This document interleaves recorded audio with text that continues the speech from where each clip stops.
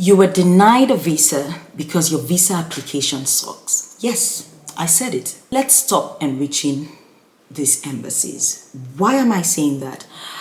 Most times, visa applications are denied because of the presentation. Now, how do I know that? Because I do have a visa support service that I provide. And basically what I do is to review the visa application documents that you have prepared, and then I go through it to determine if you did the right thing, if you responded to the questions that we asked, and if you provided the supporting documents that are required to prove that yes, you have genuine intentions and you would return to your home country after your trip.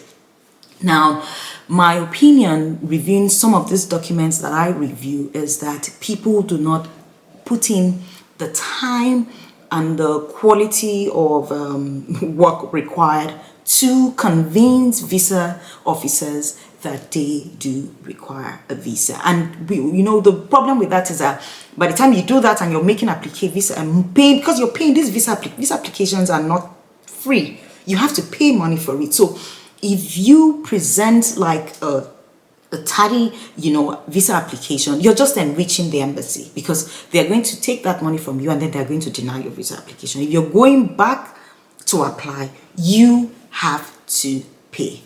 So please stop enriching embassies. How can you do that? By ensuring that each time you are applying for a visa, you dot your I's and then you cross your T's. So you present, you need to go through the requirements to apply for that visa.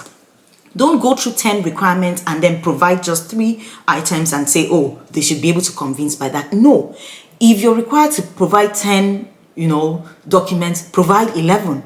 That's going for an overkill. Provide 11. What do I mean by that? Meaning tick all the boxes and extra, because you are a Nigerian passport holder, and really, because you have the people who have gone before you, the people who probably have done this before and maybe they were dishonest, and maybe we all know that the Nigerian passport isn't the strongest. There's a reason why they treat us the way they treat us. It is because of history. So if you understand that history, then to prove to them that you're different, you should, come on with your A game. So you want to put your best foot forward when making visa application. So you're not enriching embassies. Now, how are you going to do that? If you need to go through the requirement before you make any visa application, go find the requirements to apply to that country, find the checklist, and then provide all and more. Do not claim, oh, this one doesn't apply to me. If it doesn't apply to you, find out the alternative that would apply to you, because what is worth doing is worth doing well. I know most times another reason is that you engaged an agent. Like, most of the requests I get from people are people saying, oh, I want an agent to help me apply for a visa. Like, I spend my time pouring out my heart in these videos so you can do it yourself, and you can do it for free. But if you want to understand it for yourself, then you would spend time watching these videos, because when I talk about mistakes, I also share my experiences, and then just so you don't have to you don't have to go through that same experience. Because most times it's because people just go engage an agent to, according to them, package. Someone just come, please, can you package me to Japan or package me to the UK? Like, package you to where? You don't want to do it yourself, and then you get someone to do it for you. And let me tell you, these people have a template that they use. So A goes to apply, B goes to apply, C goes to apply. They apply the same template for A, B, and C. And the embassy has seen A and B. And then you come as C. A tardy presentation, repeated, presentation that, a lot of people have done. Because the same way you're going to them, thousands and millions of people are going to the same agent, and they write a letter for you. Their right is the same format for the thousands of people that they have done it for. And so the embassy just looks at it like, okay, here is another one. Okay, the same thing. Nothing has changed.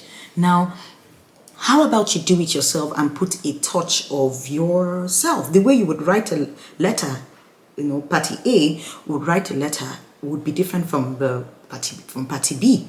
And it is that uniqueness that makes you stand out from the rest of them. So I'm not saying don't patronize travel agents, but ensure that you go through the documents that they are presenting on your behalf. Some people just go and abandon. They don't even see the form that the agents fill. They don't see any letter. They don't see anything. They just say, okay, don't worry, I have packaged you to go to Japan, or packaged you to go to America. I'll be packaged you anywhere, and then they do everything and submit it for you, and you don't even know the information. You didn't even ask for copies of the document that was submitted on your behalf.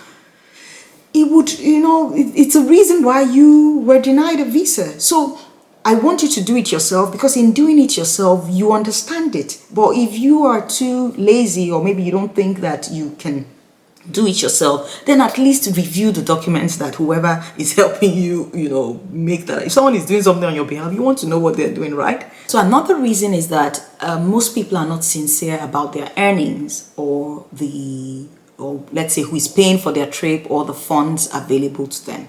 So they're not sincere about their earnings. They're not sincere about they don't show proof of funds, and then they do not show, their source, of funds. I always say, when you show proof of funds, that, okay, proof of funds, this is the money that I am using to travel. Proving the source of the funds is just as important as, showing the fact that, okay, I have this money. Now, where did this money come from? Now, where that money came from is your tie to that country. I will explain. I'm showing proof that I have 1 million naira to travel. And then I have shown evidence that I earn money from my job or from my business. That qualifies as a strong tie. So you see how it goes hand in hand. I'm showing that, yes, I have money to pay, and this money comes from my job or my business or investment or earnings that I make, or whatever allowances that I get.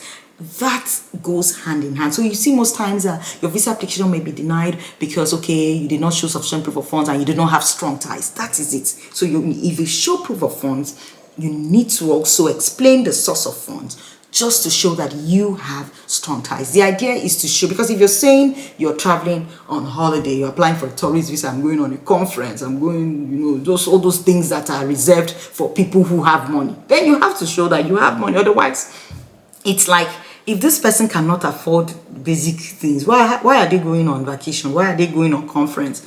Can they not do this conference online? Now, you see people who withhold information. For example, you know that you're earning a particular income. You know that this money you're earning cannot pay for your trip, and then you have a third party who is paying for your trip, and you do not disclose that third party who is paying for your trip, but then you present your case as if you are the one paying for your trip, and then it is not sufficient. So you're dishonest. That is a reason. So when people go about, yes, I know most times we throw the word, oh, Nigerians they don't like granting Nigerian visas, but most times it's not because they don't want to grant Nigerians visas. It's because you did not convince them. Because most times people think just being average is okay. You just do average things and move on. But no, because we already have a reputation, you don't want to be average when making your visa application. You want to do more. Like I said, if you're told to provide 10 documents, provide 11. That's going for an overkill. Just putting it up front, so that out there, so you would be convincing. Now, I'm able to tell you this because I have visited more embassies than I can count. So this is from experience. I have been denied visas. I have applied again. I have been granted the visas.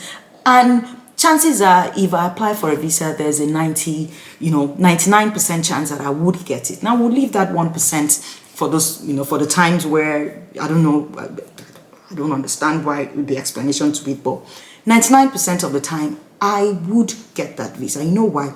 Because I have done it over time. I have made mistakes. I have corrected my mistakes. I know what and what not to do. And of course, it is based on that I'm able to give you this information. So you, of course, would present a good application each time.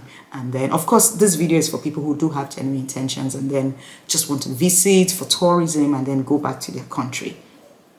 Watch it, share it with a friend, tell someone who needs to see it. So thank you very much for sticking with me. and do have a nice day. Now you want to leave your comments, because it's from the comments that I get that I'm able to also, put out videos to answer some of the questions that I get, and then to educate, other people. So thank you very much and have a good day. Bye.